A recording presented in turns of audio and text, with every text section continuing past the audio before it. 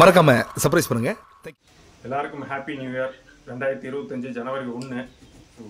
இந்த வருஷம் மட்டுமில்ல, இவனுக்கு வேற இந்த வருஷம் மட்டுமில்ல, இனி வேற எல்லா வருஷமுமே உங்களுக்கு வந்து சக்சஸ்ஃபுல்லா எல்லாமே நடக்கணும் அப்படின்ட்டு மனசார வாழ்த்துறேங்க. நீயும் வாழ்த்திருமா? மகராசிர எல்லாரும் நல்லா இருக்கு சாமி. Happy new year. ஏன் சாமி உன்னோட மூஞ்சி இன்னைக்கு பிரகாசமா இருக்குது? பிரகாசமா இன்னைக்கு தான் குளிச்சேன், அதனால உங்களுக்கு ஒரு வேலை மூஞ்சி ரொம்ப பிரகாசமா தெரியுதா? ஏய் என்கிட்ட விளையாடாத. எப்ப கடைசியா குளிச்ச? 3 மாசம் மேல ஆச்சுன்னு நினைக்கிறேன். 3 மாசம் முன்னாடி குளிச்ச. என்கிட்ட என்ன விளையாட? நான் சின்ன பிள்ளை என்கிட்ட வந்து விளையாடுறேன். அது இல்ல, ரொம்ப தெளிவாயிட்டேன். ஓ, அதாவது ஏதாவது சொல்லுவாங்களே, சிலையை வந்து அடிச்சுதான் அந்த ஒரு கல்லை அடிச்சாதான் சிலையா மரம் தான். நான் அடி வாங்கி வாங்கி வாங்கி ரொம்ப தெளிவாயிட்டேன். இனிமேல் வந்து எப்படி எல்லாம் இருக்கணும் அப்படிங்கிற மாதிரி மைண்ட் லெவல்ல ரொம்ப ஃப்ரெஷ் ஆயிட்டாங்க. அதனாலதான் வந்து நான் சொல்றேன்ல, எப்பவுமே வந்து நம்ம உள்ள என்ன நினைக்கிறோங்கிறத மூஞ்சி காட்டி கொடுத்துரும். அதுதான் உள்ள வந்து தெளிவா இருந்தா மூஞ்சி ஃப்ரெஷ்ஷா இருக்குது அர்த்தமே, வேற ஒண்ணுமே கிடையாது. இப்பவா தெளிவானி? அது வரைக்கும் எனக்கு சந்தோஷம். அதுதான் இன்னைக்கு கோயிலுக்கு வந்தியா? திருநீர்லாம் வச்சிருக்கு. நியூ இயர் கோயிலுக்கு வந்ததே இல்லையா? இல்ல, வாழ்நாள்ல வந்து இது வரைக்கும் நியூ இயர் அன்னைக்கு நான் கோயிலுக்கே மேக்ஸிமம் போக மாட்டேன். இன்னைக்கு கோயிலுக்குள்ள போய் சாமி கும்பிட்டேன்.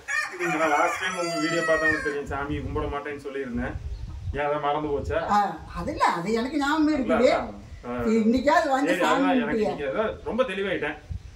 அதனால மனசளவுல எல்லாமே கொஞ்சம் ரொம்ப வந்து கிளியரா எதை எப்ப பண்ணணும், யாராட்ட எதை பேசணும், எப்படி பேசணும், யாராட்ட எந்தெந்த லிமிட்ல வச்சுக்கணும், எல்லாமே ரொம்ப தெளிவாயிட்டாங்க. அதனால இனிமேல் வந்து கரெக்டா இருந்துக்குவேன். சரி, ஓகே. நீ நியூ இயர் ஏதாவது உனக்கு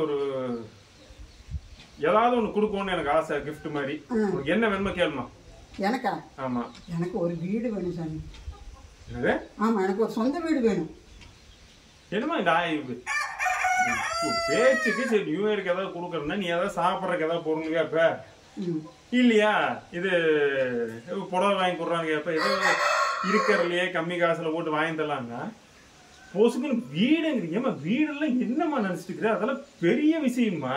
அது இல்லை தானே, என் வாழ்நாள்ல ஆசை அது ஒண்ணுதான். எனக்கு கடைசி காலத்துல நான் கண்டிப்பா சொந்த வீட்டுல இருக்கணும்னு நினைக்கிறேன். அது கரெக்ட் தாமா. அது நீ கேட்கறது ஈஸி. அத என்ன சொல்றது, அத பண்றது ரொம்ப பெரிய விஷயம். ஏசாமி, உனக்கு ஆண்டவன் நிறைய அறிவு கொடுத்துருக்கிறான். எவன் குடும்பமாவது அழிஞ்சு போகணும்னு நினச்சி நீ அந்த அறிவை யூஸ் பண்ணியா? இல்லை, எவன் குடும்பமாவது யாராவது சீரழிஞ்சு போகணும், கஷ்டப்படணும்னு சொல்லி அந்த இல்லம்மா. நான் இப்போ இது வரைக்கும் எனக்கு அந்த எண்ணம் கூட ஒருத்தன் குடும்பத்தை அழிக்கிறக்கோ இல்லை ஒருத்தன் நாசமா போகணுங்கிறதுக்கோ அப்படியெல்லாம் என் மனசு அளவு கூட அதெல்லாம் நான் நினைச்சதே கிடையாது. எல்லாத்துக்கும் நீ நல்லது செய்யணும்னு தான் நீ நினைச்சிருக்க. அப்படித்தான் நான் இருந்திருக்கிறேன். அப்ப நீ அதே அறிவை யூஸ் பண்ணி இந்த அம்மாவுக்காக நீ இந்த வீடு எப்படி கட்டணும், எப்படி வாங்குறது, அதையும் நீ யூஸ் பண்ண. எதுக்கு யூஸ் பண்ணி யூஸ் பண்ண? இல்ல, உங்களுக்கு புரியல. இப்ப நம்ம எங்கிட்ட இருக்கிற பணம் அப்படின்னா இந்த வீட்டு லீஸுக்கு வந்துருக்கோம். இந்த வீடு லீஸுக்கு வந்திருக்கிற அமௌண்ட் தான் எங்கிட்ட இருக்கிற அமௌண்ட். இதுல எப்படி என்ன ஒண்ணுமே புரியலையம்மா. அது ரொம்ப சின்ன அமௌண்ட்டுமா. அதை வச்சு நீ எப்படி வீடு கட்டணும் உனக்கு தெரியும். எப்படி வீடு கட்டணும், நீ வீடு கட்டணும் வீடு முதல்ல இடம் வாங்கணுமா? சும்மா வீடு கட்டணுமா? இப்படி சொன்னீங்கன்னா அவங்க என்ன நினைப்பாங்க தெரியுமா? ஓ, எங்கேயும் இடமெல்லாம் வாங்கி வச்சிருக்கான், அப்ப வீடு மட்டும் தான் கட்டணும் மாதிரி. 1 சென்ட் கூட 1/2 சென்ட் கூட எனக்கு கிடையாதுங்க. நீ இடம் வாங்கணும், அதுக்கப்புறம் தான் எல்லாமே இருக்குது. என்ன யூஸ் பண்ண எல்லாம் மூளை வச்சு எந்த இடத்துல நம்ம இடம் கம்மியா இருக்குது வாங்கலாம், எப்படி அப்படின்னு. ஓகே, நான் ஏதாவது அம்மா சொன்ன மாதிரி, ஏன்னா அவங்க கேட்டாங்க, ஏதாவது ஒரு வழி நான் யோசிக்கிறேங்க. கண்டிப்பா யோசிக்கிறேன். கண்டிப்பா ஏதாவது அதுக்கு ஒரு நல்ல ஒரு இது கிடைக்கும் நான் நம்புறேன். எனக்கு நம்பிக்கை இருக்குது. அந்த பிளான் நான் வந்து யோசிச்சுட்டு எக்ஸிக்யூட் அது வந்து நான் உங்களுக்கு என்னன்னு கிளியரா சொல்றேன். அது நீங்க தொடர்ந்து பார்த்தாதான் தெரியும். இந்த வீடியோ பார்த்துட்டு அதுக்கப்புறம் ஒரு 6 மாசம் கழிச்சு வந்து பாத்தீங்கன்னா அது என்ன நடந்துன்னே தெரியாது.